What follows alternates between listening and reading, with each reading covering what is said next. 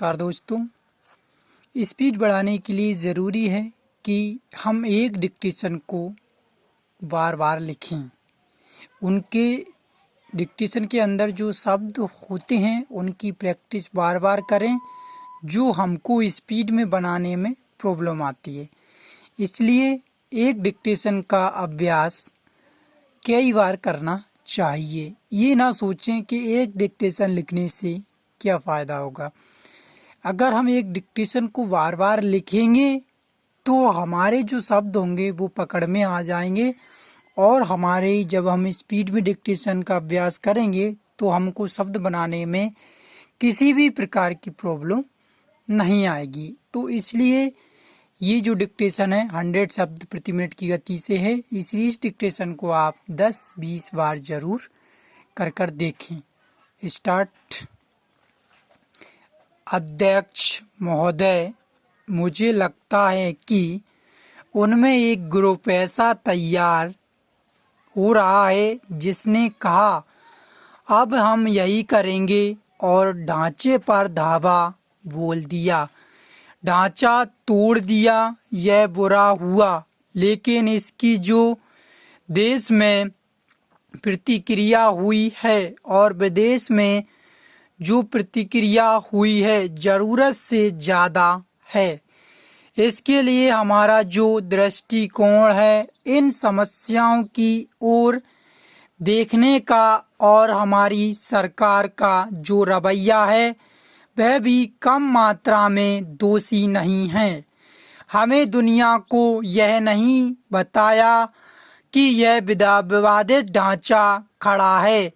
हमने यह नहीं कहा कि मस्जिद का ढांचा खड़ा है, मगर वहाँ एक मंदिर भी है जिसमें पूजा होती है और यह झगड़ा 500 साल से चल रहा है।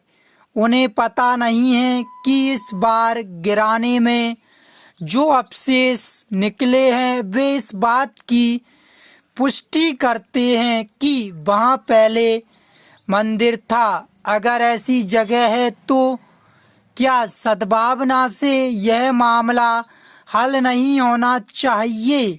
अगर पाकिस्तान में, बांग्लादेश में मंदिर तोड़े जा रहे हैं तो वह इस्लाम के खिलाफ नहीं है, तो फिर क्या देश में जो मंदिर तोड़े गए वह इस्लाम के खिलाफ नहीं हुए? और इसलिए मैं औरंगजेब को या मंदिर तोड़ने वालों को इस्लाम का सही प्रतिनिधि नहीं मानता, मगर हम आशा करते थे कि यहाँ रहने वाले मुस्लिम बंधु कहेंगे कि उस समय ज्यादती हुई, लेकिन उन्होंने नहीं कहा। वे अड़े रहना चाहते थे और इसलिए सिलसिला जारी रहा। इस बीच में देश में कुछ ऐसी घटनाएं हुई हैं जिन्होंने हिंदू मानस को, हिंदी मानसिकता को प्रभावित किया है।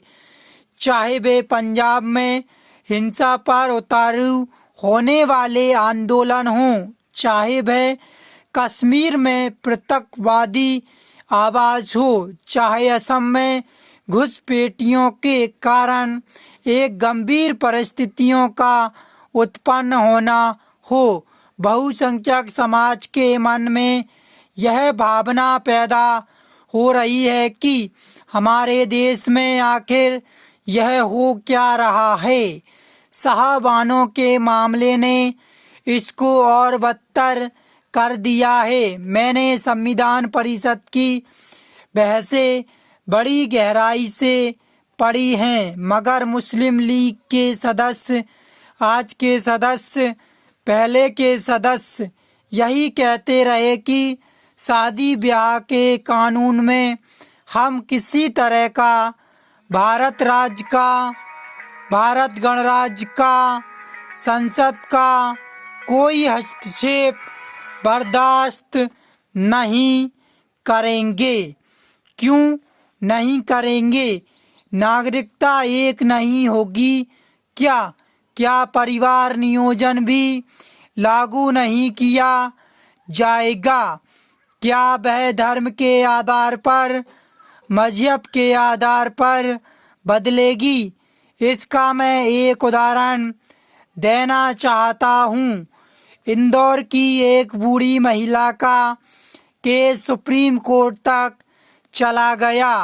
उसने एक फैसला दिया और कांग्रेस पार्टी ने बैठक करके तय किया कि काम सिविल कोर्ट होना चाहिए। बाद में कांग्रेस पार्टी बदल गई।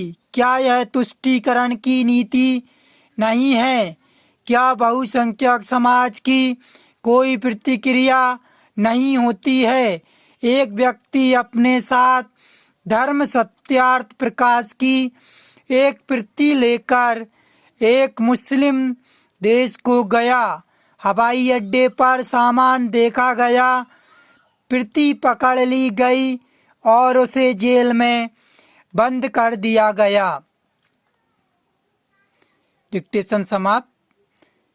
डिक्टेशन को सब्सक्राइब और लाइक जरूर करें। इस डिक्टेशन में कुछ शब्द भी बदल दिए गए हैं, इसलिए आप टेंशन ना लें। शब्द बदलने से फ़ायदा है कि हम ये नहीं सोचेंगे कि डिक्टेशन रटी हुई है। ओके, इसलिए आपको डिक्टेशन को आवाज़ पर फोकस करके ये डिक्टेशन लिखना है।